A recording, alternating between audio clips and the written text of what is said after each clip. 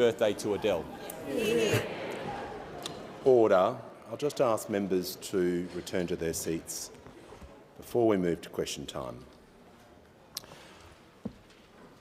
I have to report that the order of the day relating to the Prime Minister's motion of condolence in connection with the death of the Honourable Robert James Ellicott has been debated in the Federation Chamber and is returned to the House, and I present a certified copy of the motion. I also report that order of the day relating to the Prime Minister's motion of condolence in connection with the death of the Honourable Anthony Austin Street has been debated in the Federation Chamber and is returned to the House, and I present a copy of the certified motion. I also report the order of the day relating to the Prime Minister's motion of condolence in connection with the death of John Michael Spender has been debated in the Federation Chamber and is returned to the House, and I present a certified copy of the motion.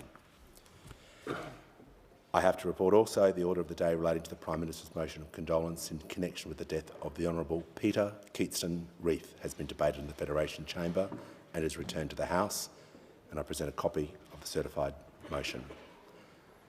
I have to report the order of the day relating to the Prime Minister's motion of condolence in connection with the 20th anniversary of the Bali bombings has been debated in the Federation Chamber and is returned to the House. I present a certified copy of the motion. I understand it's the wish of the House to consider the matters immediately. The question is, the motions moved by the Honourable the Prime Minister be agreed to, and as a mark of respect, I ask all present to signify their approval by rising in their places.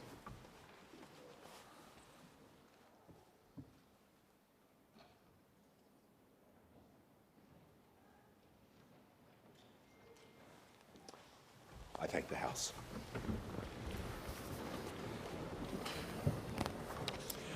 Questions without notice. Are there any questions? I give the call to the Honourable Leader of the Opposition. Thank you very much, Mr Speaker. My question is to the Prime Minister. Prime Minister, in the budget, the government had an opportunity to outline a plan to provide relief for families from the cost of living crisis. The government also had an opportunity to implement your promise to Australians to reduce their power prices by $275, and yet the government did nothing. If the government does have a plan to help Australians, why hasn't it been announced by now? Why, after 6 months, has this Prime Minister left Australian families and businesses waiting? Call to the Prime Minister. Well, I thank the Leader of the Opposition for his question. He speaks about 6 months in office, and indeed we have been in government for 6 months. And 6 months ago, what we inherited was the largest deficit since the Second World War, and $1 trillion of debt. Member for Deakin will cease interjecting. We inherited sluggish economic growth, an economy that wasn't growing like it used to. We inherited productivity going backwards. We inherited declining business investment, and we inherited widespread skills shortages which were holding businesses back. We inherited flatlining wages. Many Australians hadn't received a decent pay rise in almost a decade, in spite of working longer hours and working harder. More Australians in insecure work than ever before. We framed a budget through the Treasurer of Australia doing hard work through the ERC process to make sure that we framed a budget that did not put further pressure on inflation. Because of what is happening globally, we were responsible, and that's why we put 99% over 2 years of the revenue gains that had been made, in part because of the inflated prices of our resources, we put straight into the bottom line. But we made room as well to assist with cost of living pressures. We made room to deliver on our childcare commitments, the largest on-budget commitment that we've made that will help more than 1 million Australian families. We made room to have the first decrease in the cost of medicines since a former Labor government introduced the pharmaceutical benefit scheme, from $42.50 down to $30. We made room to create 180,000 fee-free TAFE places to provide for that support for people wanting to get better education and training. But importantly as well, we took action in our first 6 months to increase the inputs that are called wages, something that those opposite had a deliberate strategy of keeping wages low over their decade in office. We put forward a proposition as one of our first acts for people on the minimum wage to not go backwards. And indeed, the Fair Work Commission listened. That 5.2% increase, that dollar coin that I held up day after day during the election campaign that was going to wreck the economy, that was reckless according to those opposite. Well, it wasn't reckless, it was responsible. Order. I give the call to the member for Reid. Here. My question is to the Prime Minister. What is the latest information on the case of Professor Sean Turnell, who recently returned to Australia after being wrongfully imprisoned for 2 years in Myanmar? Give the call to the Prime Minister. Thanks very much, Mr Speaker, and it is a great honour to have Professor Sean Turnell here in the Chamber.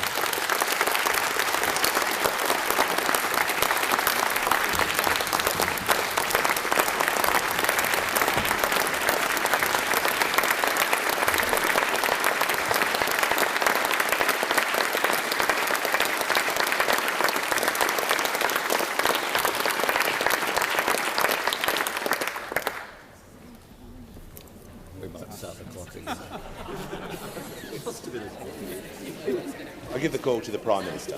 Thanks, Mr Speaker. It is a great honour to have Professor Sean Turnell here in the chamber today with his magnificent wife, Dr Havu. And I much enjoyed our discussion prior to question time when I welcomed him into my office. I had the pleasure of speaking with Sean when we both touched down in Bangkok just a couple of weeks ago. Indeed, less than a couple of weeks ago. As we entered the chamber here, Sean said to me that 2 weeks ago he was there in prison, incarcerated by a regime that has trashed human rights in Myanmar, and the incarcerated Professor Turnell, who was there in Myanmar giving advice to Aung San Suu Kyi, the democratically elected leader of Myanmar, on how their economy can be improved. What he endured in his 650 days of incarceration is something that no human being should have to endure. And yet he has done it with grace, and even in inhumane conditions, with profound humanity. Our relief and joy at your release are also tinged with no small amount of awe. Awe and respect at your courage, your optimism and your resilience. We are so glad, as you've seen from the response across the chamber here, to have you back. I do want to also pay tribute to Dr Havu. As Professor Turnell said on the 7:30 interview, the magnificent interview that I would encourage everyone to watch with Sarah Ferguson the other night, this wasn't in the marriage vows.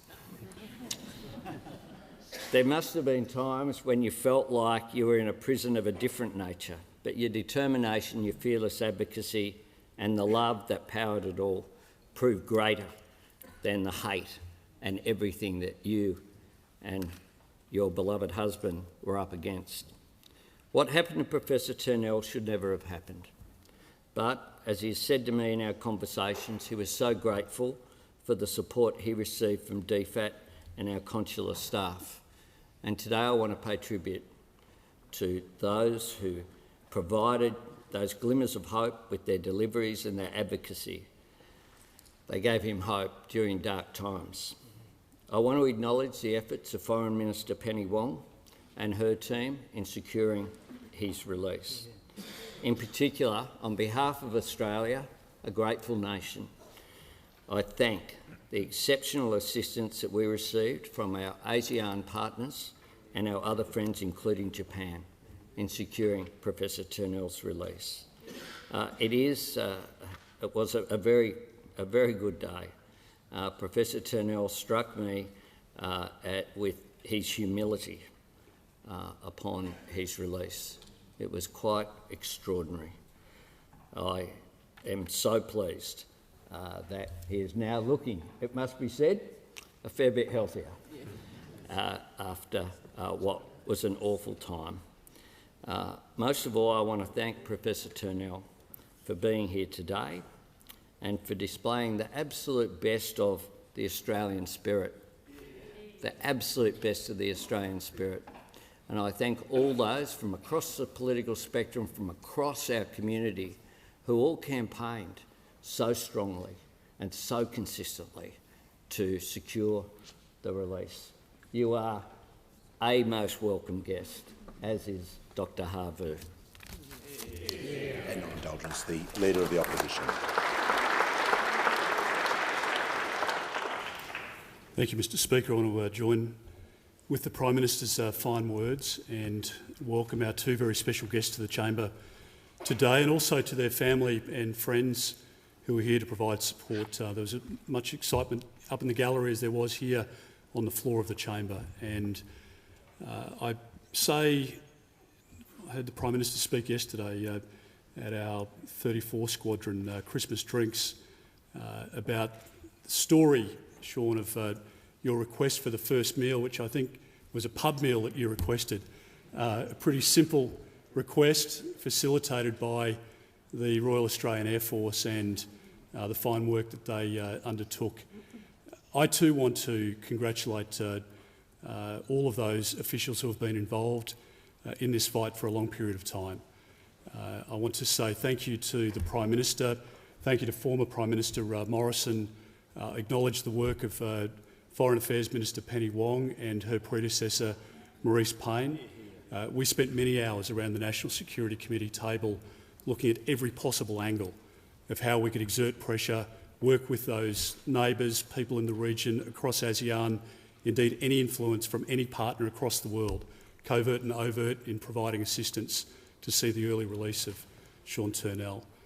That went on for way too long, and we were up against a very significant adversary. And in the end, your bravery has shone through. The demeanour and the grace with which you've carried yourself, Sean, is quite remarkable, given what you've gone through and the passion that you have for the cause that you were fighting for. People less fortunate than yourself, all you desired was a better future for Myanmar and for that country to advance into the world and not to regress.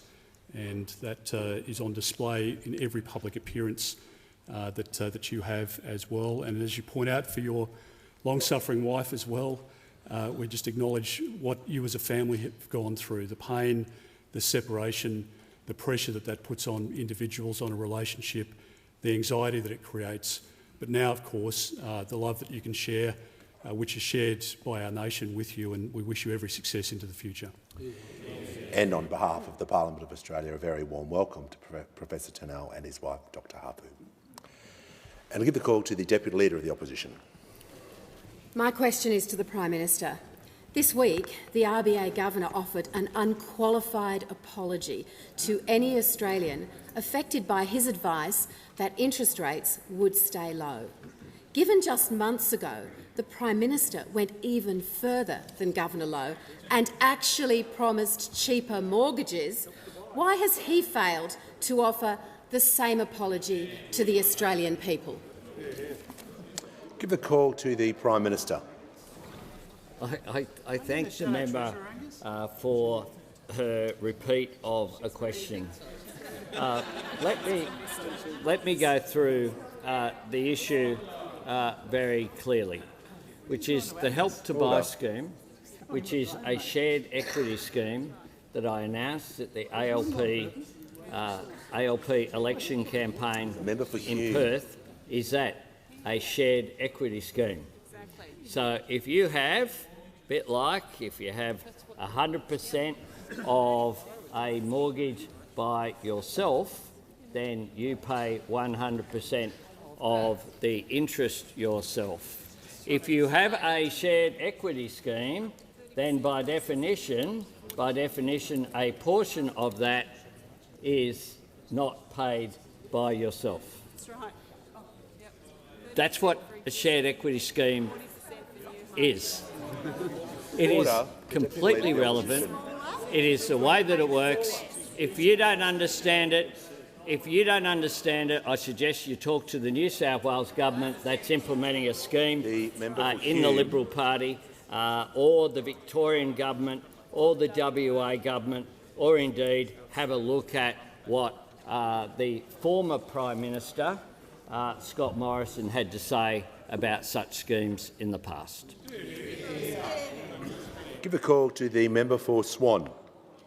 My question is to the Minister for Early Childhood Education. How is the Albanese Labor government delivering on its promises for better access to early childhood education while also addressing the cost of living? Give the call to the Minister for Early Education and Minister for Youth. For Swan for her question. The member, as a mother of two young children, two very cute young children, I might add, knows very well that access to affordable early childhood education is vital to a child's development, but also vital to our economy. Mr Speaker, on May 21st, Australians voted for change, and we have not wasted a single day in office delivering that change. The Albanese government has certainly hit the ground running, delivering for Australian families and securing a better, brighter future for our children in just 6 months. We said we would make sure that all Australian children, no matter their background, could have access to the benefits of quality early childhood education and care. And we have. We said we would ease the cost of living pressures on families by making early childhood education more affordable for 1.26 million Australian families. And we have. We said we would give parents more choice, boost productivity, by ensuring that more primary caregivers could work more days, more hours and take on more study. And we have. We said we would rebuild the relationship the previous government broke with the early childhood education sector by recognising them as professionals and not just childminders. And we have. Our investment in the early years of a child's life that we have delivered through the bill that passed last week to make early childhood education and care more affordable secures a bright future for all Australian children. Because we know, the evidence tells us, that children who participate in high-quality early learning programs have better educational outcomes, better health outcomes. They have improved literacy and numeracy skills, greater school retention and higher graduation levels. Indeed, those benefits follow a child through school and well into their adulthood. And that investment is also important for our economy, because it means that more primary caregivers can go to work, can add to the household budget if they so wish. It gives women and families more choice, more opportunity to increase their household income. Mr Speaker, after a decade of waste and a wasted decade, the Albanese government is delivering for Australians, just like we said we would. I give a call to the member for Ryan. Thank you, Speaker. My question is to the Minister for Resources, and it's on behalf of 3 young Pacific leaders I met this week. They know, as the science says, we need to phase out coal and gas mining to save their homelands from the climate crisis. You've said that it's up to the market, but this week the market said it's planning for 12 coal mines in Queensland past 2050, with 2 still operating in 2099. Do you still say the future of coal and gas should be left to the market? Give the call to the Minister for Resources and Minister for Northern Australia.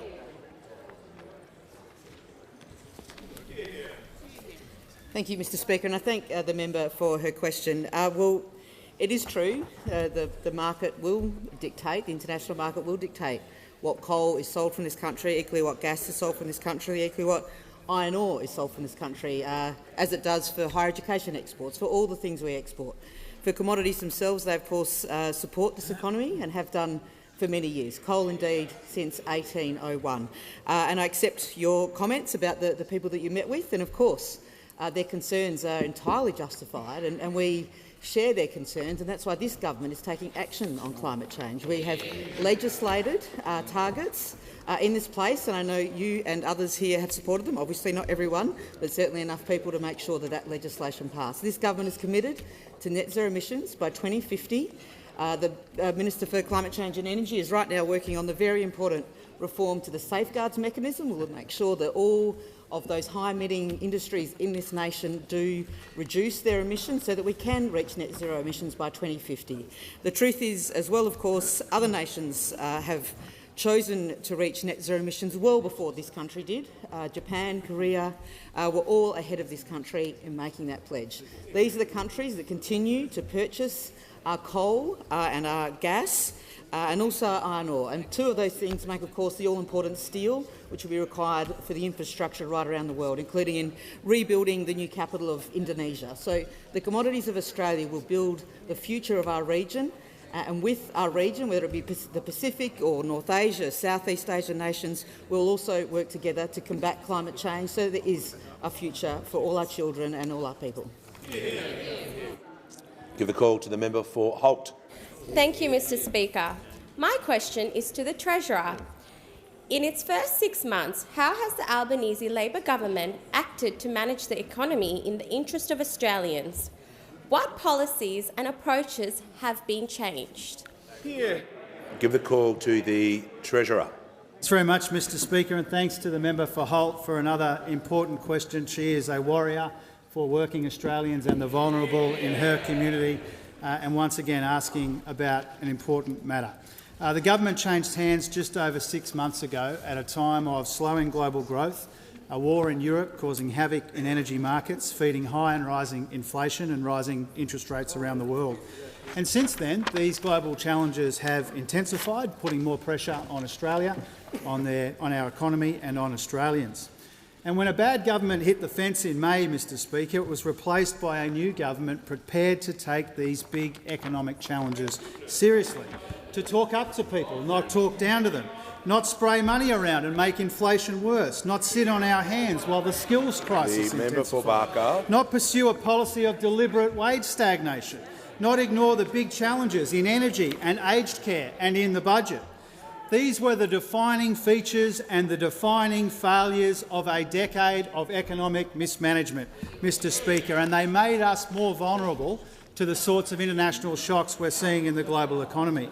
So the past 6 months have been about cleaning up the mess left to us, making the budget more responsible, making our economy more resilient and delivering for Australians. Mr Speaker, we said we'd deliver cheaper childcare and we delivered. We said we would deliver cheaper medicines and we delivered. We said we'd deliver fee-free TAFE and we delivered. We said we would give young people more chances to get a degree and we are delivering that as well. We said we would tackle Australia's housing affordability challenges and we are delivering. We said we would invest in cheaper and cleaner energy and we are doing that as well. We said we would recognise the vast economic opportunities of a better national broadband network and we are delivering that as well. We said we would fix the aged care crisis and we are. We said we would bring manufacturing back with the National Reconstruction Fund and we are. And, Speaker, we said we would get wages moving again and that's exactly what we are delivering. By backing an increase to the minimum and award wages, done.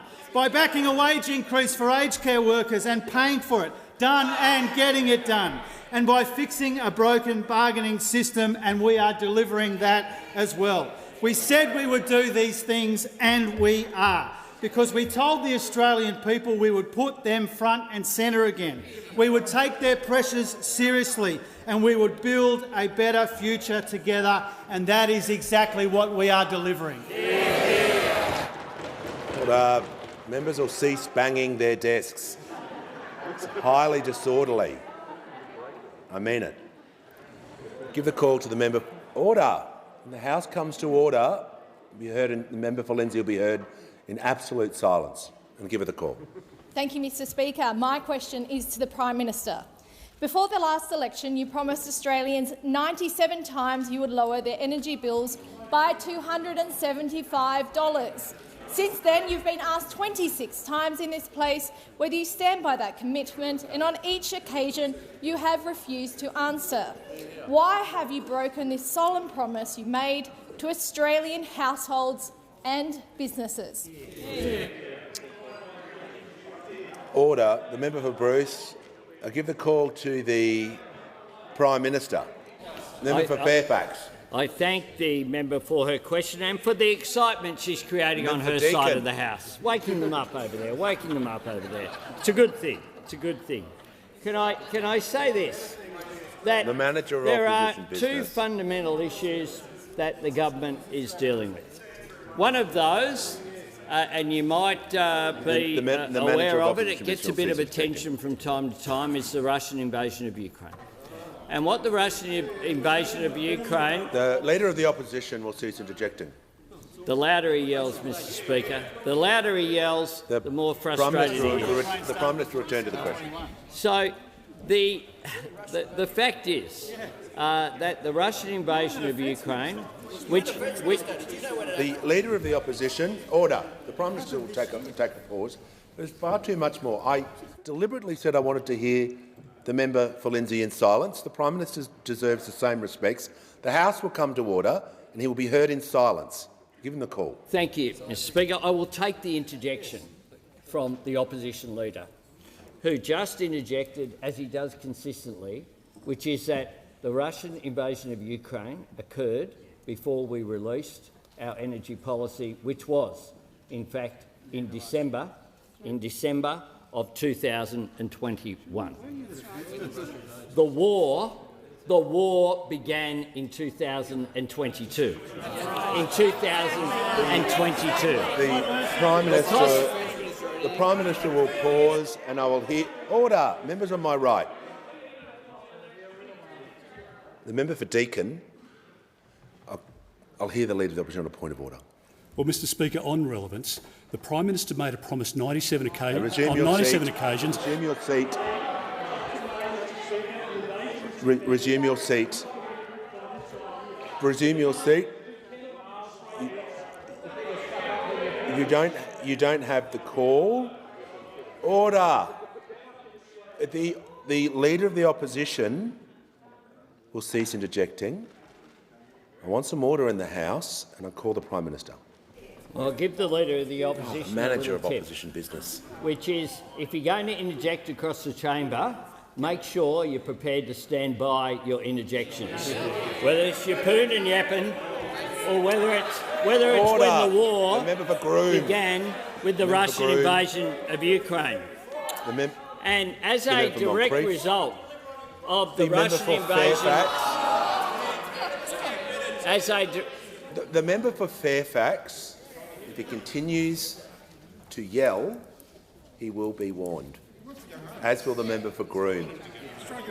The member for Lyons, the member for O'Connor is warned. The Prime Minister has the call and will be heard in silence.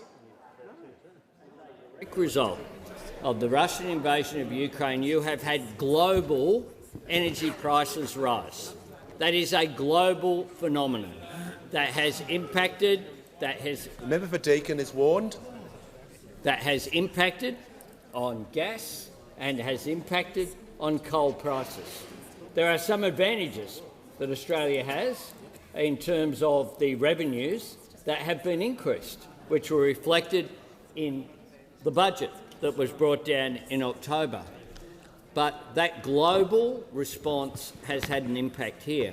And it's had an impact here because what we hadn't done is to reserve domestic gas, except for in Western Australia, where the Carpenter government showed vision well in advance, of course opposed by the Liberal Party. And what we also are suffering from is our exposure to international prices as a result of a failure to create an environment which encouraged investment here in our new energy sources. That's why we had 4 units of energy leave for every 1 unit that was created. The time has expired. The member for Werriwa. Thank you, Mr Speaker. My question is to the Minister for Employment and Workplace Relations. What actions has the government and the parliament taken to get wages moving? Give the call to the Minister for Employment and Workplace Relations and the Minister for Arts. Thank you very much, Speaker. And I thank the member for her question and for her dedication to getting wages moving for working people in this country. We said that we'd act to get wages moving, and we have delivered. We said that we would act on the annual wage review. Those opposite said the sky would fall in. Workers, as a result of the award system around the country, are now being paid more as a result of the action that the government took. We said that we would act on the aged care review. Those opposite, when they were in government, said the government shouldn't even make a submission saying that aged care workers deserve a pay rise. This government said that we should. We did, and we've had the first part of the decisions from the Commission backing a wage increase for people who work in the aged care sector.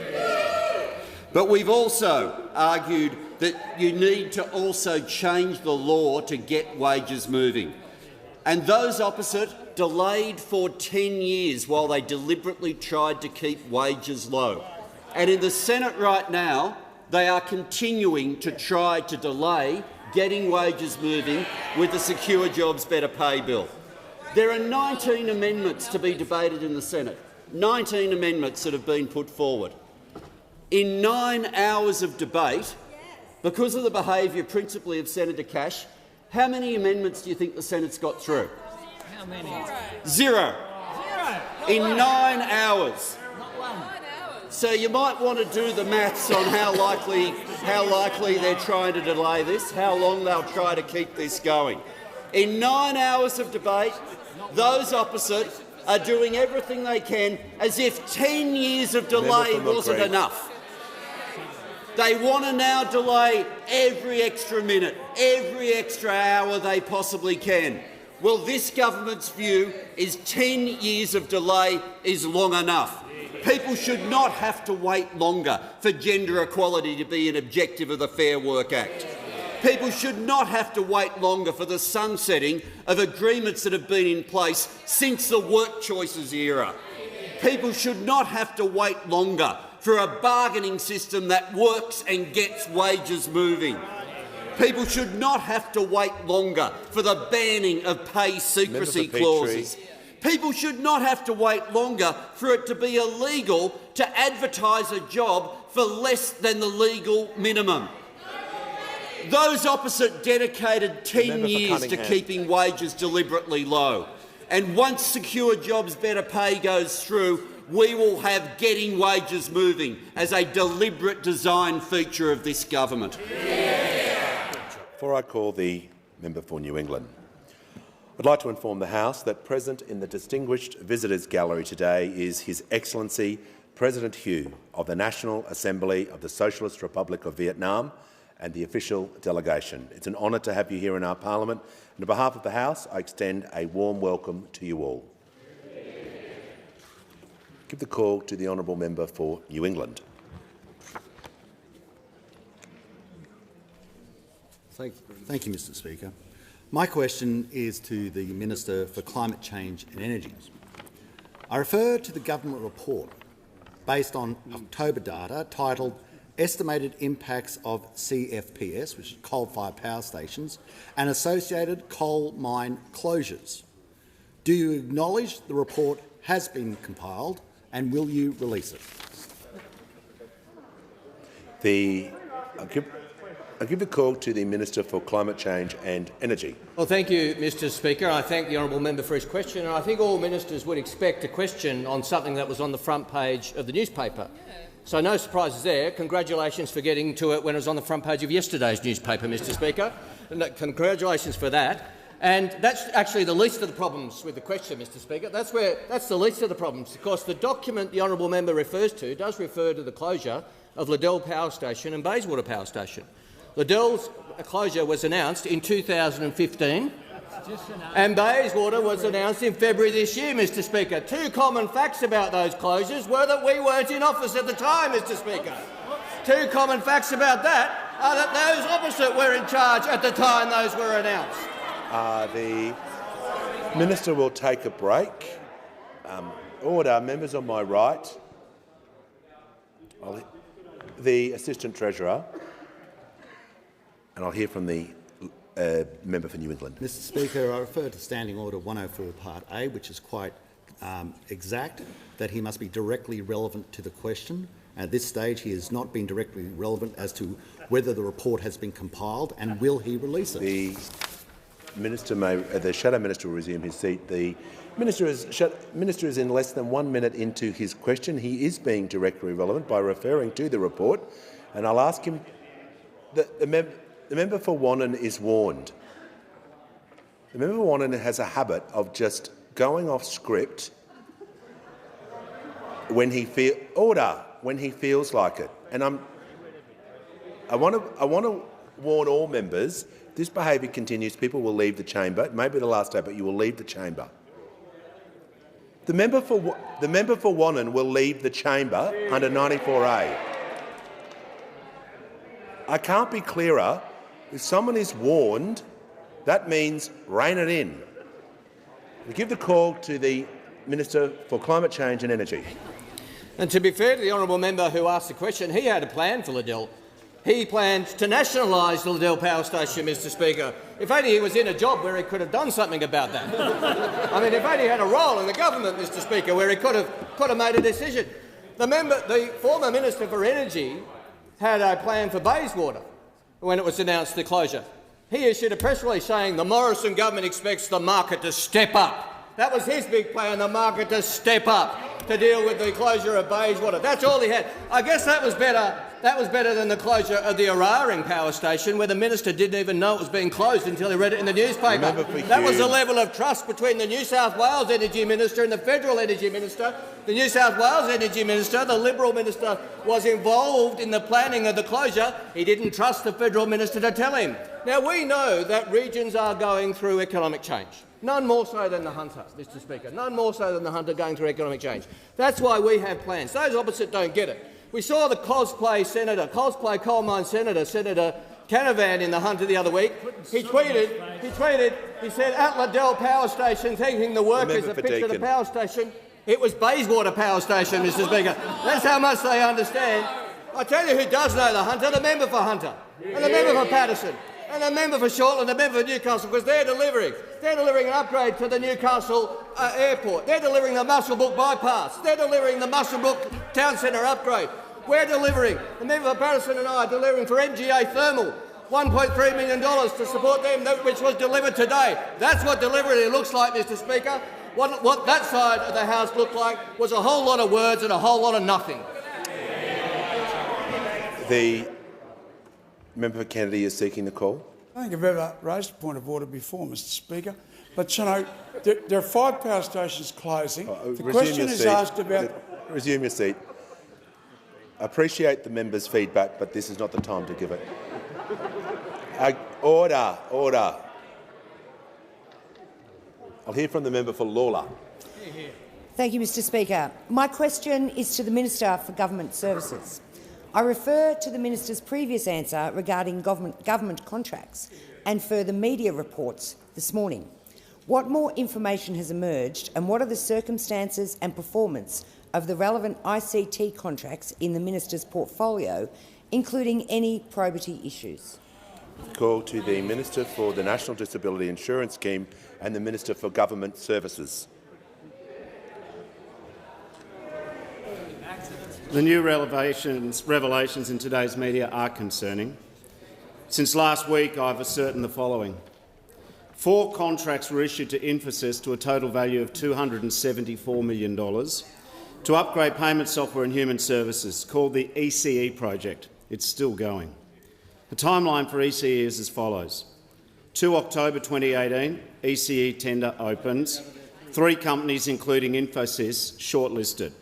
29 May 2019, member for Fadden appointed Minister for Human Services and NDIS. 26 June 2019, leaked emails reveal Minister meets Infosys and his good friend David Milo, a paid consultant to Infosys in Sydney. 2 July 2019, final evaluation submitted.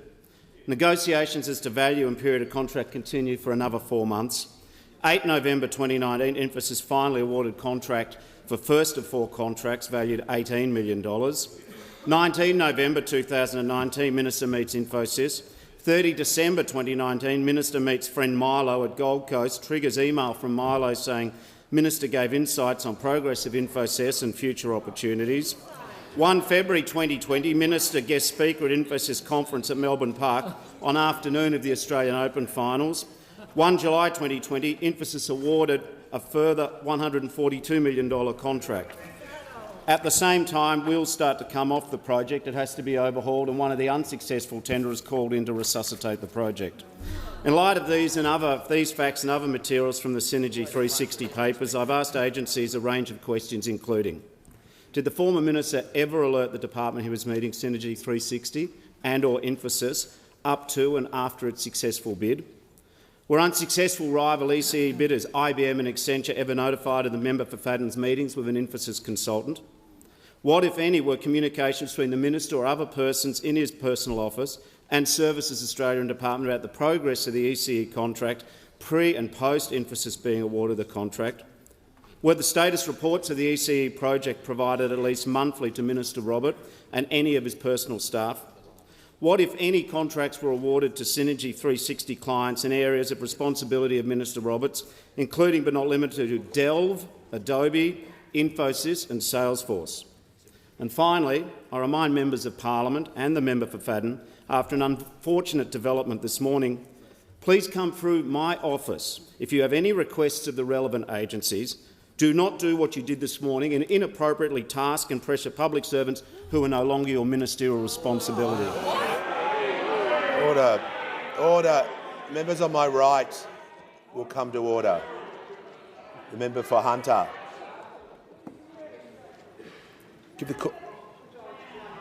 Order. The members on my right will cease interjecting. Give the call to the member for Dawson. My question is to the Minister for Climate Change and Energy. In the last 3 months, power prices for irrigated cane growers in the Burdekin have escalated 126%. That amounts to $105 per hectare per month. Why are the North Queensland cane growers having to pay for Labor's broken promise to lower electricity prices by $275? Give the call to the Minister for Climate Change and Energy. He did say 12 months. Yeah, thank you, Mr Speaker, and I thank the honourable gentleman for his question. And the member refers to events over the last 12 months. A few things have happened over the last 12 months, particularly this year when Russia invaded Ukraine. Mr Speaker, that particularly happened. I'm sure that the former Minister for Defence is right across all the details about when and how that happened, Mr Speaker. Another thing that's happened is the impact of that, and we see thermal coal today trading at $534 a tonne, Mr Speaker, compared to $286 a tonne last December. So, of course, these things are going to have it. The member for Dawson will need to state clearly his point of order. Point of order. I clearly said 3 months, and straight away we're going into 12 months. Resume your seat. That is not a point. That is not a point of order. That is not a point of order. Resume your seat. If you do that again, you won't be here much longer. I'll give the call to the Minister for Climate Change and Energy. So, Mr Speaker, the government's approach is twofold. Firstly, in the short term, senior ministers are working very closely together to ensure that the impacts of the Russian invasion do not flow through to industries and businesses without government response and protection. Mr Speaker, that's how this side of the House works it through, carefully and methodically. And we also continue with our medium-term plans to ensure that the cheapest form of energy, renewable energy, becomes a greater part of our grid, Mr Speaker. And nowhere benefits more from that program than the regions of Australia, including North Queensland, Mr Speaker, because the regions will power a renewable Australia, Mr Speaker. They'll create hundreds of thousands of jobs and lower power prices across Australia because we believe in investing in the regions. Now, we know the opposition has a different view, Mr Speaker. We had a ministerial statement this morning. The Shadow Minister responded to me and he talked about low-cost nuclear energy, Mr Speaker. That's their low-cost nuclear energy was their plan. We had their seminar last week, their uneconomic atomic frolic, Mr Speaker, that they had last week, promoting nuclear energy. We know that AEMO and the CSIRO say that nuclear energy, small modular reactors, will cost thousands of dollars a kilowatt. The Leader of the Nationals will cease interjecting. With 80 reactors, which is what they need, $400 billion or 17% of GDP, Mr Speaker, which is 30 times more than the government spent last year on transport and communications, Mr Speaker, and over 10 times more what we spent on defence. But it's okay. The opposition has a plan, because the member for Fairfax has announced that the CSIRO is wrong, Mr Speaker. That's their plan. He's going to wander down to the CSIRO head office and say, sorry, scientists, economists, you are incorrect, Mr Speaker. That's their plan. They're going to assume nuclear becomes real quick, because the member for Fairfax is an economics denier when it comes to nuclear energy. Member for Fairfax, if you interject one more time, you won't be here. I'm going to give the call to the member for Higgins. Thank you, Mr Speaker. My question is to the Minister for Health and Aged Care. How is the Albanese Labor government strengthening Medicare after previous neglect? And how is the government delivering better health care for all Australians? Call to the Minister for Health and Aged Care. Well, thank you, Mr Speaker, and I thank the member for her question and, along with members across the chamber, for attending the World AIDS Day breakfast with me this morning. I also want to thank her for her service on the front line as an infectious diseases physician in the darkest days of the pandemic down in Melbourne. Mr Speaker, in just 6 months, the Albanese government has hit the ground running to deliver better Medicare services for millions of Australians. We said we'd cut the price of medicines for millions of Australians, and we've delivered. On the 1st of January, we will deliver the largest cut to the price of medicines in the 75-year history of the Pharmaceutical Benefit Scheme, putting $200 million every single year back into the pockets of hard-working Australians. In July, we slashed the maximum amount that pensioners and concession card holders would pay for their medicines by 25%.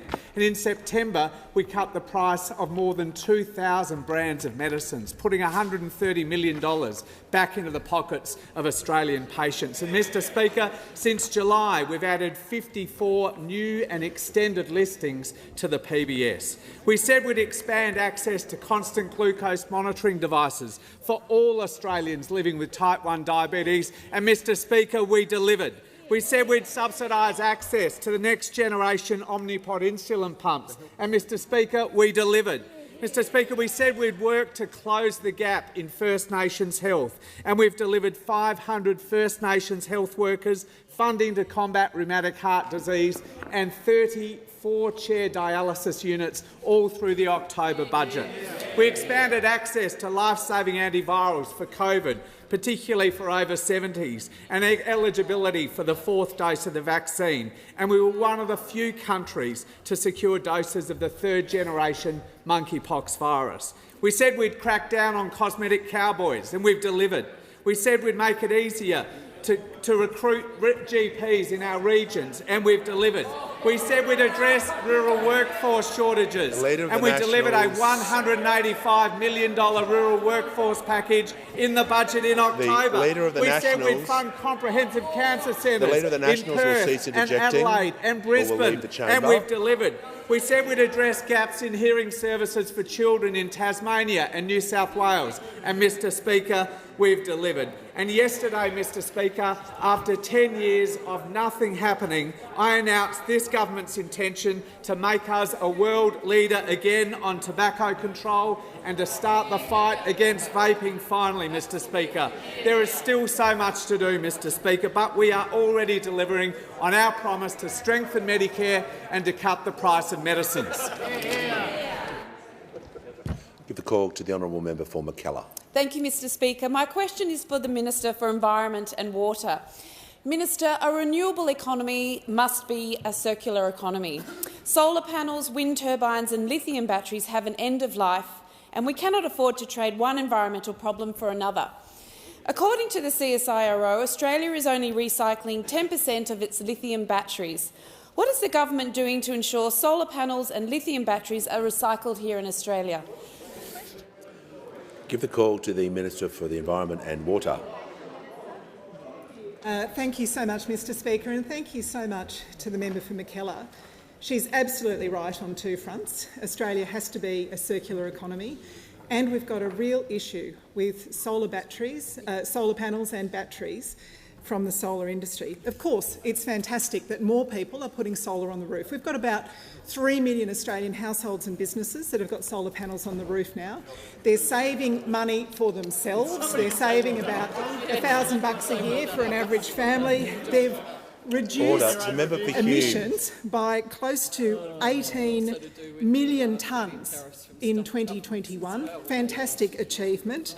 And about 8% of the energy going into our national electricity grids coming from rooftop solar. Great, great, great. But we know that these systems last, a couple of decades if they're going well. And if we don't change what we're doing now, by 2030 there'll be about 250,000 tonnes of this material in landfill. Now that's bad because the panels and the batteries contain valuable metals, minerals, and we should be reusing it. It's terrible for the environment because we know that lithium batteries in particular, as they break apart, leach into the soil, not great for the soil or the environment. And it's better for jobs to recycle, about 3 recycling jobs, 3 jobs for recycling compared for every one if you're going into landfills. So better for the environment, better for the economy to recycle. So the solar industry's been on notice for years. The minister who's interjecting, the Deputy Leader of the Liberal Party, she's actually an expert in recycling, backbench, front bench, backbench, front bench. She put them on notice. She put the solar industry on notice, but they never took any notice of her. So I have said that I will regulate. I will regulate. We are prepared to invest. We've set aside $250 million for recycling infrastructure, including $60 million for soft plastics. I spoke to the supermarket giants just today about soft plastics and fixing the mess of REDcycle. We're prepared to invest and we're prepared to regulate. Those opposite weren't prepared to regulate. We want to help Australians do what they want to do, which is recycle. We know there's very strong support from Australians on recycling. We want to make it as easy as possible for them to do that. And that means industry stepping up to do their share. It means being prepared to invest, and it means being prepared to regulate where those opposite weren't. The Deputy Leader of the Opposition is continually interjecting. You may not be able to help yourself, but you need to do better. I give the call to the member for Boothby. Thank you, Mr Speaker. My question is to the Deputy Prime Minister. How is the Albanese Labor government cleaning up the mess of the former government to strengthen Australia's national security? Give the call to the Deputy Prime Minister and Minister for Defence. Well, can I thank the honourable member for her question and thank her also for finally giving Boothby a voice in this chamber. Mr Speaker, over the last 6 months, I think everyone on this side of the House has been struck by just how consequential is the moment in which we have come to office, how precarious and how complex are Australia's strategic circumstances, and how the lost decade that Australia experienced under the former coalition government could not have come at a worse time. But, Mr Speaker, in the last 6 months we have started to turn things around. Over the last 6 months I have met with 24 different defence ministers around the world. Over the last decade, those opposite had 24 different ministers in defence just here in Australia. Over the last decade, on the diplomatic front, those opposite cracked jokes, they misled presidents, they yelled at trading partners, they denied the science of climate, leaving Australia the most diminished that we have ever been in the world. Over the last 6 months, we are stabilising the relationship with China without any concessions. We have re-engaged with the Pacific with energy and credibility. We are bolstering our relationship with our alliance partner, the United States. We are deepening our historic relationship with the United Kingdom, and we are repairing a fundamentally important relationship to Australia with France. Over the last decade, those opposite left us with 28 different defence programs running a total of 97 years over time. Over the last 6 months, we have reasserted ministerial oversight in defence procurement. Over the last decade, those opposite observed that we now sit within the 10-year threat window, but then did nothing about it, shrugged their shoulders and walked off the stage. The Deputy Prime Minister will resume his seat. The member for Moreton is getting close to leaving as well, and I will hear from the Manager of Opposition Business. Point of order on relevance. Who's forgotten the relevant fact? Which side had the lowest share of defence spending as a share of GDP since World War II? The Manager will resume his seat.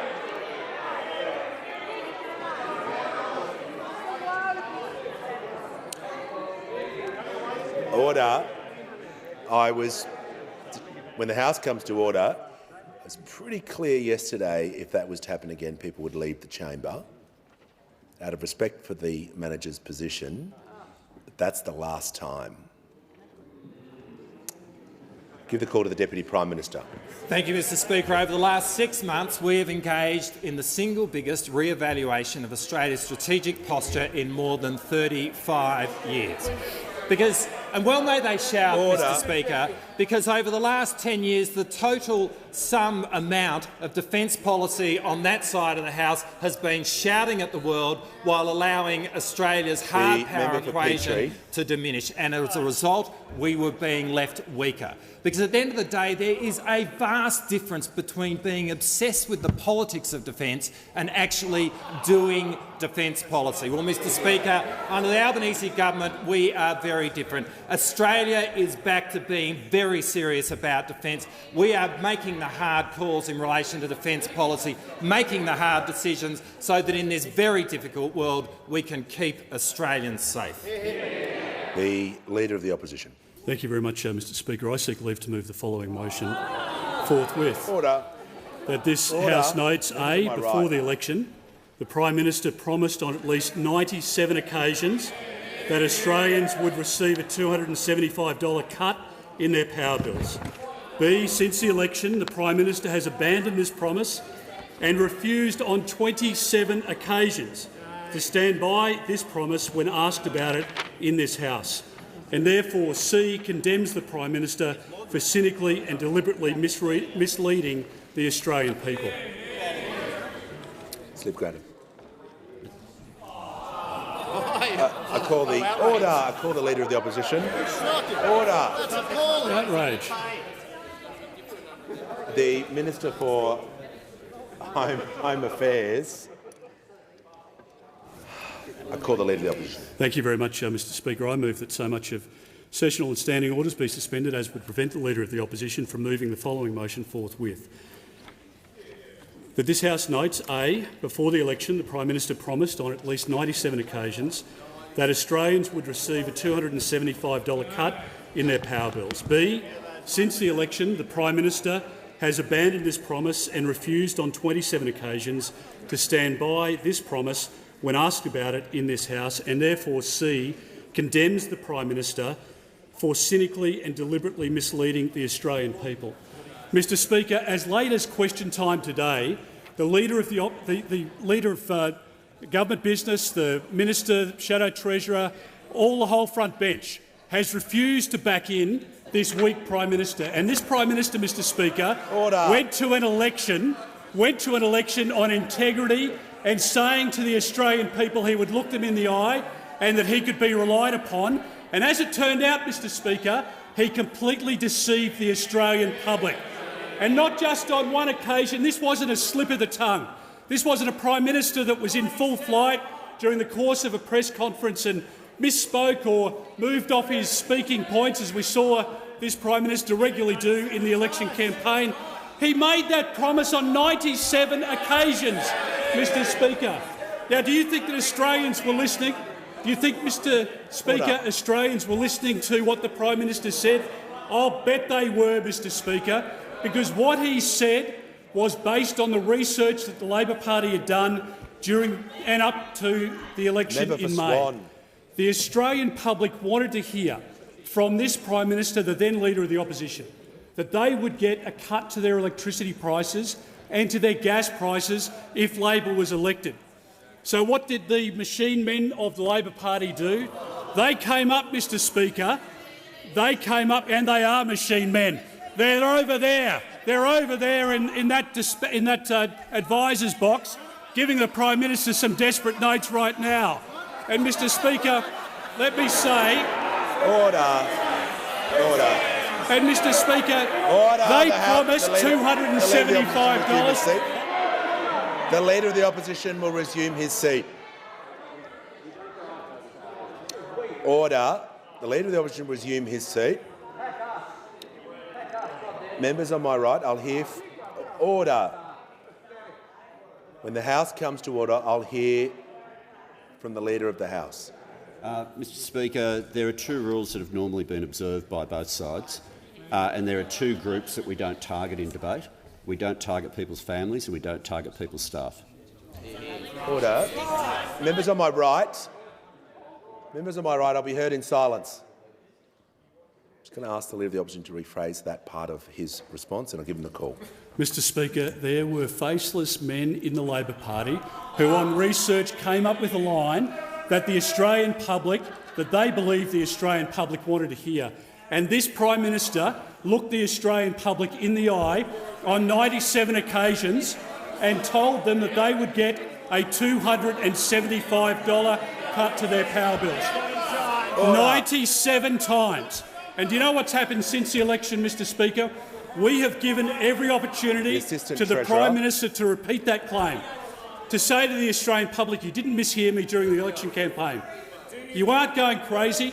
You actually heard it. Yes, you did, on 97 occasions, that Labor in government would reduce power prices by $275. The Prime Minister on 27 occasions now, since the election, has been given the opportunity in this parliament, to apologise to the Australian people, to say that he made a mistake, to suggest to the Australian people that somehow they misunderstood. That hasn't happened, Mr Speaker, because that decency that the Prime Minister could express, the apology that he should give to the Australian people, completely escapes him. And, Mr Speaker, at a time when families are seeing an increase in their power prices because of Labor Party policies, at a time when Australians are seeing an increase in their gas prices because of Labor Party policies, they are feeling deceived by this Prime Minister. They wanted to believe in him. They wanted to believe that he was sincere. They wanted to understand that he would deliver on a promise that he made solemnly to them on 97 occasions, and there's no chance of it. No chance of it at all, Mr Speaker. And I'll tell you what's happened since the election. The Labor Party has delivered a budget only a month ago. In that budget, the Australian public expected that after 6 or 5 months in government, this government would have come up with a plan to deliver on their election promises. That's what they expected in the budget, not unreasonably either, I might say, Mr Speaker, not unreasonably. What happened in the budget was that Labor said to the Australian public, no $275 cut, no mention of $275 anywhere in the papers associated with the budget. So not only can they not say it in this place, they can't say it in their budget papers. What did the budget papers tell us, Mr Speaker? They were very clear. They were very clear. The budget papers delivered in October said two things, amongst many. Firstly, they said that after 2 years of Labor Party policy, the price of electricity would go up by 56%. No mention of that before the election. Secondly, they said that gas prices after 2 years of Labor policy would go up by 44%. Now, I know that Labor isn't too good when it comes to management of the economy or numbers, but surely it doesn't escape even the Australian Labor Party that a promise of $275 is the complete opposite of delivering a 56% increase. I'll tell you who does get it, Mr Speaker, Australian families, because at the moment they are facing 8% inflation under this Labor government. They are facing increased interest rates. Australian families are coming off fixed interest rates of 1.8%, going up to 4.5%, and interest rates are going north. They are facing huge increases in every line item in their household budget, and we're now getting Australian manufacturers who are talking about moving offshore because they're worried about the instability in the system and they're worried about massive increases well beyond the 56%, well beyond the 44%, Mr Speaker. And to compound the Prime Minister's deception of the Australian people, they have now concocted this argument that somehow the war in Ukraine, the illegal invasion by Russia into Ukraine in February of this year, was what has been the excuse for not delivering the $275. So, Mr Speaker, let's just be very clear about this, because this deception was repeated in question time again today, and I wish I had more time. I wish the government would allow us to have the debate. But let me say this, Mr Speaker. On the 24th of February, Russia invaded the Ukraine. Order. Since that date, the Prime Minister himself has personally promised on 28 occasions to cut power bills by $275. So get that. So somehow today the Prime Minister is saying we can't deliver on the $275 because of Russia going into Ukraine. Yet since Russia has gone into Ukraine, the Prime Minister has repeated on 28 occasions that promise to deliver the $275 price cut. The Australian people aren't stupid, Mr Speaker. They are not stupid. They can see a fake and a phony a mile away. And I'll tell you what, they saw it in Kevin Rudd and Julia Gillard. They are seeing this government make critical economic mistakes right now, including significant changes to the industrial relations system, which will come as a wet blanket across the Australian economy at exactly the wrong time. And the Australian public and small businesses get it, Mr Speaker. They know that at the last election they were deceived by this Prime Minister. They thought he was a man whose word he would honour and whose word they could trust. And he has demonstrated to them time after time, before and since the election, that he does not live up to his word. There are 28 occasions, and I'm very happy to table that, Mr Speaker, to go through each and every one of the quotes made on 3AW, made at AFR, made at ABC in Townsville, at a doorstop by the Prime Minister, in Tasmania, at a doorstop by the Prime Minister, on Today Extra by the Prime Minister, ABC News Breakfast, Channel 7 News. And yet this Prime Minister, Mr Speaker, says one thing to the Australian public before an election and then does the complete opposite after. So don't believe a word that this Prime Minister has to say when it comes to electricity prices. Under this government, with the policies that they are delivering, with what they have promised in their budget, your power prices are going up. Your electricity prices are going up. Your gas prices are going up. And I'd say to the Australian public, don't trust this Prime Minister. Is the motion seconded? Thank you, Mr Speaker. And I call the Deputy Leader of the Opposition. I'm delighted to second the motion. You see, this is a Prime Minister who didn't know the interest rate but thought he could promise you cheaper mortgages. This is a Prime Minister who said the number 275 97 times before the election, but didn't say it since. Member for Moreton. This is a Prime Minister who's not very good with numbers, even though he likes to quote his economics degree and all the genuine intel he has about how the economy works. He couldn't name the interest rate, but he promised you cheaper mortgages. Well, we're here in the Liberal and National parties fighting for the people across Australia who are waiting for their mortgage to get cheaper, who are waiting for their power price to go down, who are struggling to pay their power bill. We're here for the small manufacturers. We're here for the farmers. We're here for the small businesses that you come into this place and laugh at every single question time, because we know that they're hurting and we know that they expected better from you, Prime Minister, and they expected better from your front bench, who sits here and jeers and sneers and laughs and puts down the ordinary Australians who are counting on you, the ordinary Australians who listen to the promises you made. You can't say one thing 6 months ago, come into Parliament, roll out an agenda that is full of excuses, because people want solutions. They don't want excuses. The people who are contacting us every day want answers to their problems. They don't want an industry minister who can't talk to the resources minister. They don't want a treasurer who wrings his hands and says it's all awful because of what happened in Russia. They don't want a Prime Minister who comes to this dispatch box and laughs and sneers and jeers at the genuine problems that they're facing. Now, let me just remind people who might be listening, Mr Speaker, Australians were promised a plan for cheaper mortgages. They were promised a plan for cheaper electricity. They were promised a plan for wages. And even the government's own budget papers demonstrate that real wages will not go up in this term. Where does this government's priorities lie? Only in ramming through their radical and extreme industrial relations agenda and the hurt that will cause small business. The Small Business Minister couldn't name a single small business, and neither, with respect, Prime Minister, could you, a single small business that supports this radical industrial relations agenda. You and your team, Prime Minister, have prioritised the unions. The Deputy Leader will resume her seat for a moment. I'm just going to remind her, every time she says you, she's reflecting on me. If you could direct remarks to the chair, and if the House can come to order so the Deputy Leader can be heard in silence, and give her the call. The priorities of this government are the union movement and the payback to the union bosses. I think it's $100 million, Prime Minister, over 15 years in donations that have gone to the Australian Labor Party.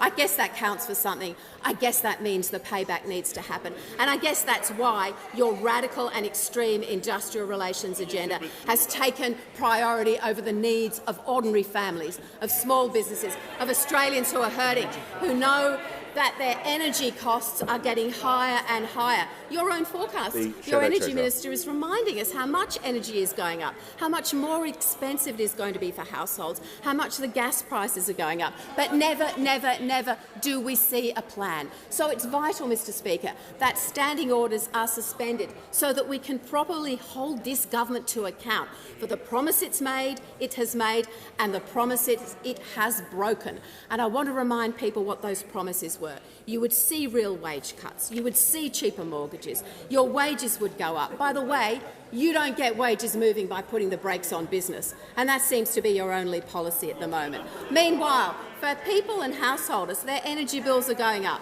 their repayments are going up, their pay is going backwards because this government lacks a cost of living plan. A cost of living plan that would give ordinary families and households and businesses some hope, some reassurance, some comfort going into the Christmas period, that as they come out the other side, things are actually going to get better. And if we are indeed facing challenging global economic times, and we understand that this government has a plan and that this government has their back. But clearly that is not the message you are giving. So suspension of standing orders is vital. I must repeat, Prime Minister, it is vital that you explain to this House, this Parliament and the Australian people what is your plan for cheaper cost of living for every Australian. The Deputy's time has concluded. I give the call. Order. The member for Barker will cease interjecting. The question is that the motion be agreed to, and I give the call disagreed to. I give the call to the Prime Minister. Thank you, Mr Speaker. Well, this is the weakest attempted suspension of standing orders from the weakest leadership team that we have seen in this chamber for many a decade. For many a decade. At least the Leader of the Opposition has come out from hiding. He's actually had something to say in this chamber. The last media conference the Leader of the Opposition held was on the 3rd of November. He's taken a vow of silence. The 3rd of November to the 1st of December, he has not held a press conference. Not one. Not one. The Leader of the Opposition. But to be fair, this week he's done 2 media interviews. They've been tough. The weekly interview with Ray Hadley, he holds him to account every Thursday. And last night, that tough interrogation from Paul Murray. That tough. Order. And this is what Paul Murray asked last night. You've got a potential in the next 2.5 years to build policies around one word: Freedom! Is that going to be the funnel that you try to work out what you take to the electorate in the next 2.5 years? The response, absolutely it will be. It's exactly about that freedom. I'm not sure if he's channeling Mel Gibson in Braveheart or George Michael. It's hard to tell. It's hard to tell. Because last week he did 2 interviews as well, and he did 2 questions in the whole week. And guess how many matters of public importance the Leader of the Opposition has done in this parliament? I'll give you a clue. It's a really round number. Not one has this Leader of the Opposition had the confidence to come to this dispatch box after question time and say, today I know what the most important matter is. Not once a vow of silence. He's less a Leader of the Opposition and more a Trappist monk. He's taken a vow of silence, and it's little wonder. It's little wonder, because he cannot defend his record. And then, of course, we had the Deputy Leader, who stood here and spoke about interest rates. Well, I'll tell you what, there was low interest in. Her speech by the end of that, because not even her own side were listening. Not even her own side. Well, I'll tell you what we've done in our first 6 months of office. What we have done. Leader of the Opposition we said we would make childcare cheaper, and we have. We said we'd get our lowest paid workers a pay rise, and we have. We said we'd give aged care workers a pay rise, and we have. We said we'd make medicines cheaper, and we have. We said we'd have 180,000 fee-free TAFE places, and we have. We said we'd pass a national anti-corruption commission, and we have. We said we'd have 10 days paid domestic and family violence leave, and we have. We said we'd establish a robo-debt royal commission, and we have. We said we'd embrace respect at work and put women at the centre of our budget, and we have. We said, after a decade of denial, that we would legislate for net zero and 43% reduction by 2030, and we have. We said we'd restore Australia's international reputation, and we have. Out there restoring relationships with our Pacific neighbours. How does that contrast with what happened in the Solomons under this opposition's watch, now for the former government? And can you imagine if they are successful sometime in the future, can you imagine the Leader of the Opposition rocking up to a Pacific Island forum and saying, sorry I made jokes about your entire land's drowning. Sorry I thought that was funny. Sorry about that. Order. The Leader of the Opposition. Let alone that, or of course the relationship Broome. with France, the relationship with the United States, the relationship with ASEAN.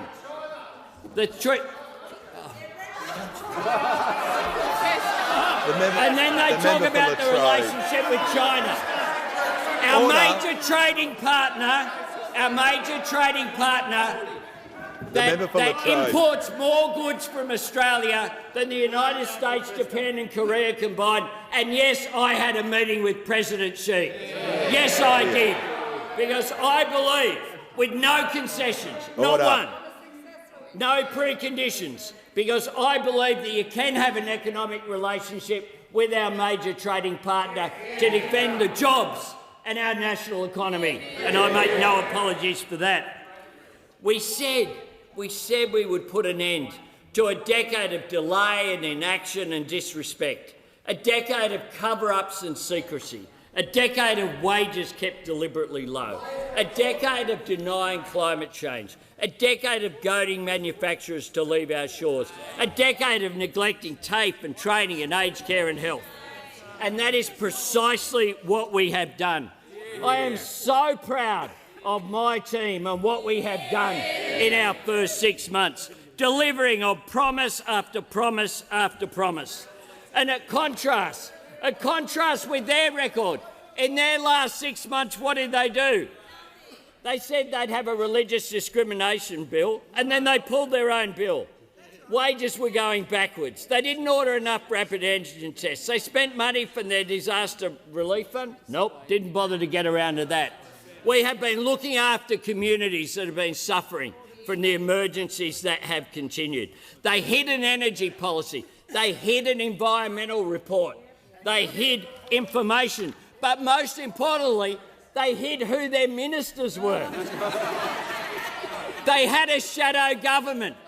And yesterday they defended a bloke who actually stood here and said, I would have told you who the ministers were and that I'd been sworn into 6 portfolios, but no one asked. But no one asked. And they queued up to kiss the ring after the speech. They queued up. They queued up. It was just an extraordinary performance of sycophancy from a political party that is failing to stand up, failed to stand up for the parliamentary functioning and for our democracy. Well, I went to the election saying that I would bring people together. Those opposite are just interested in dividing people. State premiers, ask Premier Perrottet who he prefers to deal with. The federal Labor government now or the former Morrison government? Go and ask him. Go and ask him, because he'll tell you. He'll tell you. Go and ask the Tasmanian Premier, Premier Rockliff, who he's happy to deal with. We delivered. The Mariners plan, talked about for 6 years, we've delivered in 6 months. We have a plan for the future. They've left 10 years of mess. We won't waste a day. They wasted a decade. We believe no one should be left behind. Those opposite had a conscious economic plan to leave people behind by driving wages low. We want a future made here in Australia. And yesterday we advanced the National Reconstruction Fund to do just that.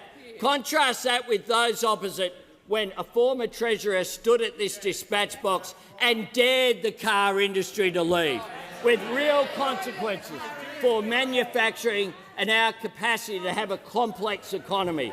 Well, we believe that clean, cheap energy will drive our economy in the future. We believe that clean, cheaper energy can drive advanced manufacturing here in Australia. We believe in opportunity for those jobs through increased funding for TAFE, through increased funding for universities. But we also believe in helping our youngest Australians through our childcare package and our oldest Australians through our aged care plans. We have a plan for this country. Those opposite just have a sulk about how dare the Australian people in a polling booth on the 21st of May take away what they regard as their born-to-rule mentality. Well, I tell you this, they need to have a bit of a reset over the summer months, actually come back, be constructive, have some plans, rather than the absurd, weak opposition that we see before us today. Time for the debate has concluded. The question is the motion be disagreed to. I'll put the question. All of those opinions say aye. Aye. Against no. I think the ayes have it. No division required. Ring the bells for 4 minutes. Thanks.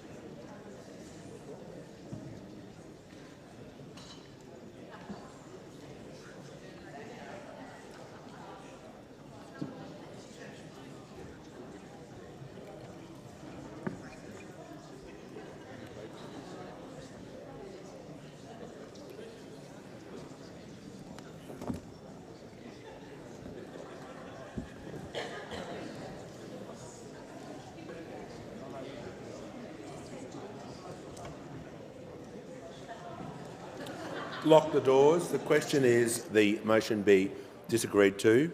The ayes will pass to the right of the chair and the noes to the left.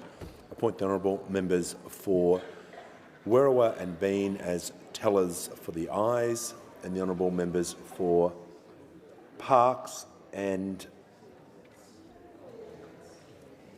Nichols as tellers for the noes.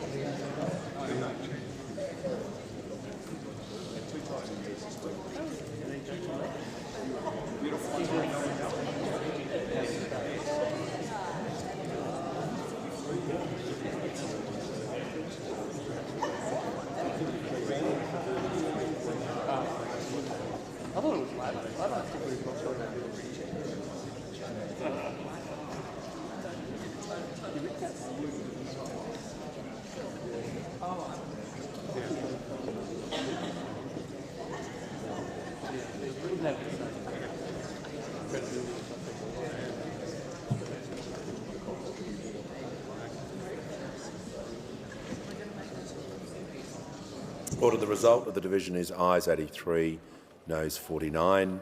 The question is resolved in the affirmative. We'll move back to questions, and I give the call to the member for Chisholm. Order. The member will resume her seat just until recording is available. Reset the clock, and I'll give the call to the member for Chisholm. Thank you, Speaker. My question is to the Minister for Social Services. How is the Albanese Labor government providing cost of living relief for pensioners and helping them keep more money in their pockets? Call to the Minister for Social Services. Well, thank you, Speaker, and I'd like to thank the member for Chisholm for that question. I know she's been advocating for cost of living relief as a key priority across her electorate. Of course, Speaker, at the Jobs and Skills Summit in September, we said as a government we would deliver more incentives for pensioners to take up more work and help with labour shortages. And I'm very pleased to tell you today and inform the House that we have delivered. Aged pensioners can now earn more without affecting their pension. Today, the Albanese Labor government's $4,000 work bonus income boost has come into effect. We're making this process easier for pensioners. They won't need to do a thing. This temporary increase will automatically be credited to eligible work bonus income banks up front, so they'll be able to earn an additional $4,000 from employment income up to the 31st of December. This change gives more flexibility for those who are already working to take up extra work. Now, we know a lot of pensioners want to enjoy their retirement and don't want to do that extra work. But for those that do, this immediate top-up to the work bonus income comes at a great time for those wanting to take some short-term seasonal work, particularly those that want to bring some Christmas cheer to young children in shopping centres all around Australia. Now, this is just one of the measures that this government has delivered. Of course, we said we would ease the cost of living pressure and help older Australians keep more money in their pockets. And in the lead-up to the election, we said we would freeze the social security deeming rates, and we have delivered on this, freezing them at their current rate for 2 years to the 30th of June 2024. This protects around 900,000 aged pensioners and other pension recipients from the impact that deeming rates can have on their pension rates. Last month, we passed legislation to increase the income limits for those on the Commonwealth Health Seniors Card, extending access to an additional 50,000 self-funded retirees who will benefit from cheaper access to medicines and healthcare. And in just the first 2 weeks, I'm really pleased to report to the House that we saw around 10,000 senior Australians put in their application for one of these cards, a pleasing uptick in the numbers compared to the previous period. Now, we said we'd deliver cost of living relief, and we have. We've also delivered on our commitment to make it easier for pensioners selling and buying a new home through our legislation going through the Parliament on downsizing. We are delivering tangible help for older Australians to help them get by in times where cost of living and other challenges are making it difficult for them. Older Australians have worked hard. They deserve a government that will deliver for them, and that's what we are doing. Give the call to the member. The member for Page is warned. Give the call to the member for Curtin. My question is for the Minister for Climate Change and Energy. The Climate Change Authority report tabled today says governments are faced with difficult decisions because if someone won't do their fair share, someone else has to make up the difference. If new fossil fuel projects like Browse are to be approved, will it be other industrial sectors or households who will make up the difference in emissions reduction? Give the call to the Minister for Climate Change and Energy. Well, thank you, Mr Speaker, and I thank the honourable member for her question, and I thank her referring to the Climate Change Authority advice, which I tabled in the House earlier today, and I recommend to all honourable members. It's a very good report, together with the other documents I tabled. And I think the Climate Change Authority advice I tabled underlines the size of the challenge. I think the honourable member would agree. We've had 12 million tonnes average emissions reduction over the last decade. We need to hit 17 million tonnes from today and every year in order to meet our targets, in order to meet net zero. That is a big task, but the government's determination, and I'm sure the country's determination, is up for that task. In relation to the honourable member's question, What the government intends to do is exactly what we promised to do, and that is to reform the safeguards mechanism to drive down emissions in existing facilities and in all facilities. We will not reduce emissions in Australia unless we get them down from our 200 biggest emitters. That is the case. And yesterday I introduced the Safeguards Mechanism Reform Bill into the House. That's one small part of the reform, although it was, to be fair, something the previous government was planning to do, so I would expect them to support it. I would expect them to support it, given they actually promised to do it. But we'll see what they do. But that is one small part of the reforms. I'll be issuing a draft regulation in coming weeks which will outline the government's approach following a very extensive consultation process, which includes how to deal with new entrants into the safeguards facility, whether they be entrants which go over the 100,000 tonne limit for the first time, or they be greenfields entrants. It will explain all those details after 240 submissions, which the government has very extensively gone through. I think I'm right in saying the honourable member put in a submission, which I read and which was well thought out. And of course, I look forward to issuing that draft regulation, and I will take questions from honourable members here in the House or privately. The call to the member for Robertson. Thank you, Mr Speaker. My question is to the Minister for Infrastructure, Transport and Regional Development. How has the Albanese Labor government delivered on its infrastructure commitments? The call to the Minister for Infrastructure. Thanks very much, Mr Speaker, and thanks very much to the member for Robertson for the question. And I'm very happy to report that the last 6 months can be summed up in one word, and that's in delivery.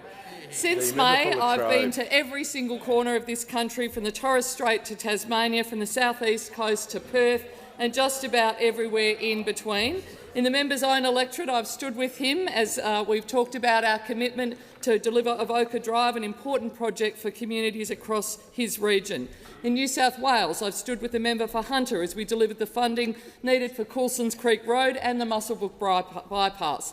I've stood in the Torres Strait with Senator Nita Green as we've delivered funding needed for maritime infrastructure and jetties, and in Cairns as we deliver city-shaping projects along with Exit 49 in south-east Queensland and launching the new electric refueller at Brisbane Airport. I've stood in Yuendamu with the member for Lingiari as we upgrade the Tanami, and I've flown over Middle Arm with the member for Solomon to inspect a site that will create thousands of jobs in the Northern Territory. I've been to the Bridgewater Bridge, the Burnie Shiploader and UTAS in Launceston. I've joined our members in the West in the High Wycombe Community Hub, Metronet and Flynn Drive in Wanneroo. And in Victoria, we're getting started on delivering with the Victorian Government the Suburban Rail Loop, a project overwhelmingly backed by Victorian voters not once, not twice, but 3 times at the polls now. And of course I've been here in Canberra, not just here only for Parliament, but also to inspect the light rail we'll deliver in partnership with the ACT government. But not only are we delivering on our promises to build a better future, we've delivered on our promises to clean up the mess left by 9 long years of a wasted coalition government. We've ended the worst of the rorts, closing down the Commuter Car Park Fund, replacing the Building Better Regions Fund with 2 new funds totalling $1 billion that regional communities can actually rely on across all regions, not just some. We're supporting cities by delivering a national urban policy framework, establishing the Cities and Suburbs Unit, renewing the Urban Policy Forum and bringing back the State of the Cities report. We're reforming Infrastructure Australia, that important economic advisory body so trashed by those opposite. We've ended the political fights with states and territories, partnering with them to deliver the projects that matter to communities right the way across this country. We're creating a strategic fleet to regrow Australian shipping, and we're working on an aviation white paper to create and grow jobs in that sector. And we've started the work to get inland rail back on track and high-speed rail here in this country. It's been a busy but productive 6 months. The Australian people voted for a better future. It's one we're determined to keep on delivering. Put the call to the Prime Minister. Thanks, Mr Speaker. I ask further questions to be placed on the notice paper. Call the Prime Minister. I seek leave to move the following motion: that the House, 1, congratulates the Socceroos on their magnificent consecutive victories over Tunisia and this morning over Denmark, securing a place in the knockout stages of the World Cup in Qatar. And 2, together with all Australians, we declare our support for our team in the matches ahead And 3, on behalf of the people of Australia, we declare you have made us proud. And is leave granted?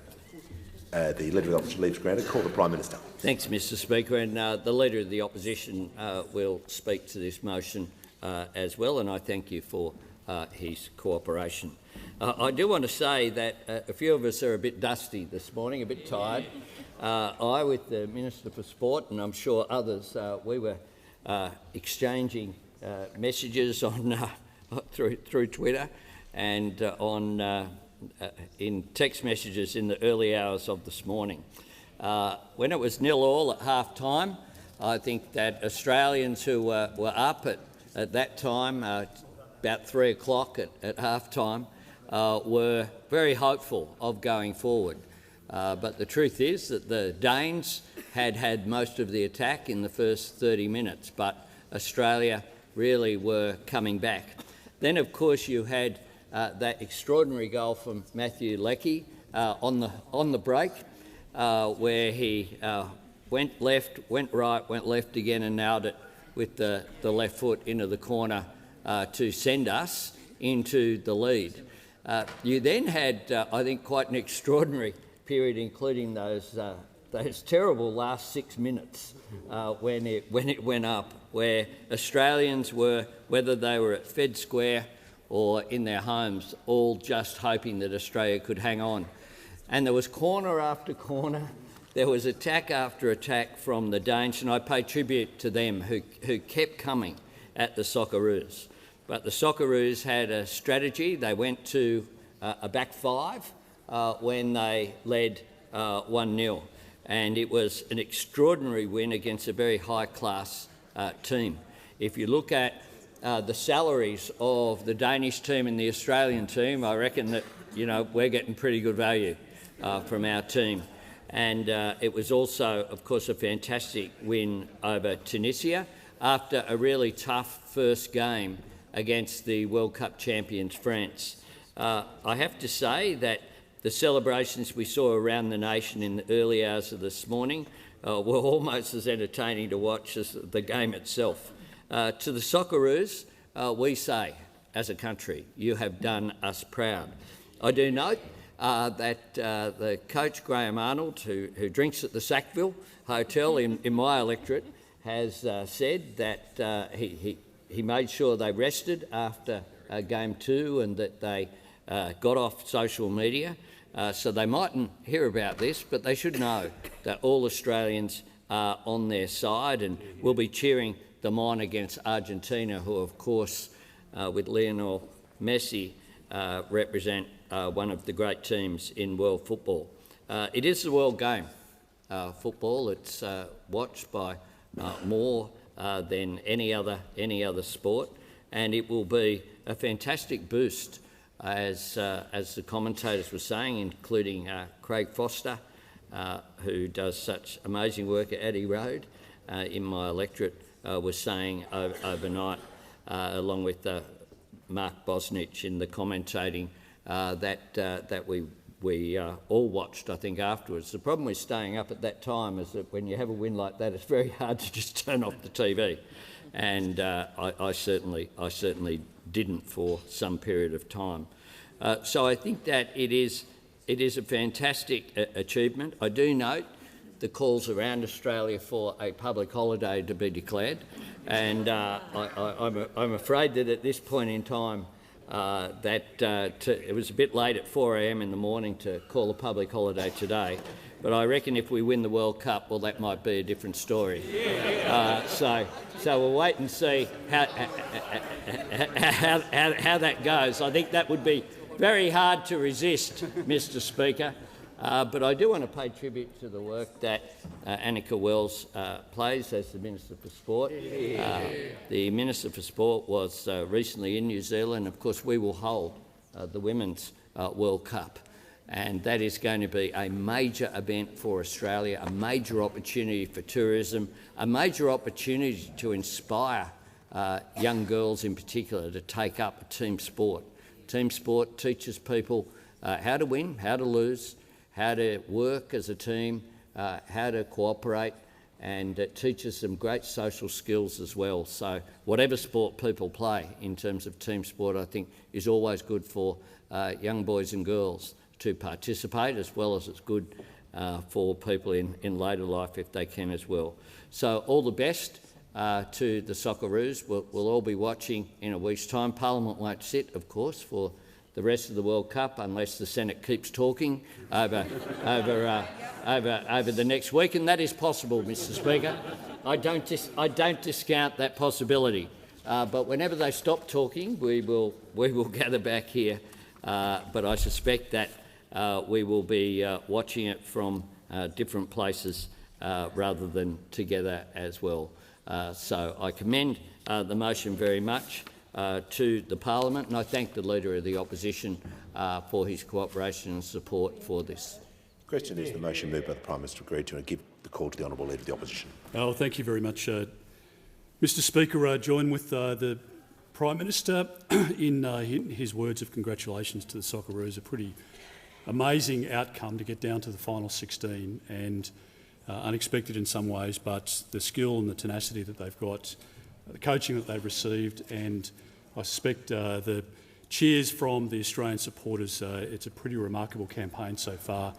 It is, of course, the first time since 2006 and only the second time in World Cup history that we've got to this point. It is going to be a tough game against Argentina, but they've got a lot of mettle and a lot of capacity within the team. I want to give a shout out to all of those supporters who are over in Qatar at the moment, and the passion that they've got, the sacrifice that they've made. In many cases, I suspect they've spent a small fortune in getting there. They'll get the credit card bill when they get back home, but they will be having the time of their life, and to see those Australian flags flying proudly with those supporters over there should make us all very proud indeed. Give a shout out to the #1 ticket holder for football here in the Australian Parliament. That's Dom from Aussie's Cafe. You can't go and get a cup of coffee without it blaring in the background. Go to the gym at 6 o'clock in the morning, he's already there, and it's up on every TV screen. I don't know whether he's making any money at the moment, but he is certainly watching many of the games on TV, and I'm sure he is like many Australians around the country at the moment who are not only very proud of the Socceroos, but what the world game of football, of soccer, does for relations, and I really congratulate all of those who are wearing the uniform in our country's name, and wish the team all the very best for Sunday. The question is the motion be agreed to. I'll put the question. All of those opinions say aye. Against no, I think the ayes have it. Just before everyone leaves, I'd like to take this opportunity to thank everyone for a big year. It's true to say that election years are enormous years for everyone. And I want to thank, first of all, the staff of the Department of House of Representatives, led by the extraordinarily diligent clerk Clarissa Surtees. Your hard work in keeping the chamber running has not gone unnoticed, particularly by me, and your procedural expertise is, as usual, impeccable. From the chamber attendants and staff supporting committees to the Sergeant-at-Arms, Finance, People Strategies, Communications, support staff, I thank you all on behalf of members for your hard work this year. I also want to acknowledge a very long-standing departmental employee who's recently retired. Many of you would know Rod Khan, who supported this parliament, both the old and new, for more than 40 years. Rod worked in security and members' services and is now understandably missed by his colleagues. I want to take this opportunity to thank Rod for his service. To the staff of the Parliamentary Services, we say a huge thank you. The show could not go on without the work of the amazing cleaners, security, building support and the chefs and wait staff and everyone in between that keeps us well fed and caffeinated. To my fellow members and your hard-working staff, it's been an absolute pleasure and privilege working alongside you this year, particularly the new members, the class of 2022 and the largest crossbench ever elected since Federation. I've had the pleasure of getting to know you all. I thank you for all your support in my role as Speaker. There's no handbook on how to be Speaker, but you've shown me incredible kindness and patience. To the Deputy Speaker and my friend, the member for Newcastle, Sharon Clayton, you've been a tremendous support to me this year, and I've thoroughly enjoyed working with you in support of this chamber over a cuppa every morning before we start work. You're a warrior in this chamber for so many people. To the second Deputy Speaker, the honourable member for Moore, for your sage advice and wonderful support. To the Speaker's panel, who have stepped up to assist the running of these chambers. I also want to thank the Prime Minister. Your support for my speakership has meant a lot as I settle into this new role, and an important role. I hope you get to enjoy some time off with Jodie, Nathan and Toto, and better luck next year with the Rabbitohs. To the Leader of the Opposition, the member for Dixon, you've been a strong leader in your party this year. I hope you, Kirralie, and the kids enjoy a happy Christmas together and we get the hot Queensland summer that we know and love, except for all the rain. To the Leader of the Nationals, my fellow classmate from the class of 2016, thank you for being so quiet during question time and being a top bloke sometimes. The Leader of the House deserves a big break. Your quick work in the chamber has kept us all on our toes, me included. Your friendship and leadership are appreciated by many across the political spectrum. And finally, the Manager of Opposition Business and the member for Bradfield. It's a wonderful thing about this House that we can be debating points of order furiously one moment, then catching up for a cup of coffee right after. I've very much enjoyed getting to know you, and I appreciate your professionalism and leadership in your new role, which I now appreciate as the second hardest job in this chamber. It's such a privilege being your Speaker, and I wish you all and your families a very happy and safe Christmas.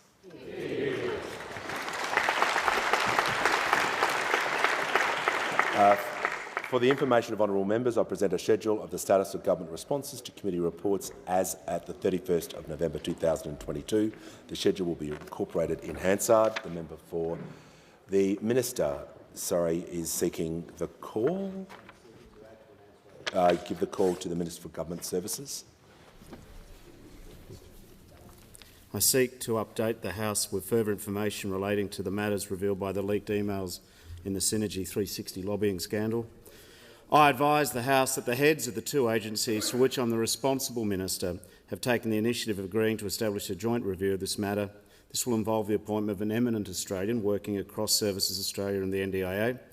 This arrangement will ensure there is no real or perceived conflict of interest that might exist for agencies to investigate themselves. It will provide important independence as we seek to get to the bottom of the matter, whether there was any misconduct. Australian taxpayers and voters have the right to know whether there's been any impropriety.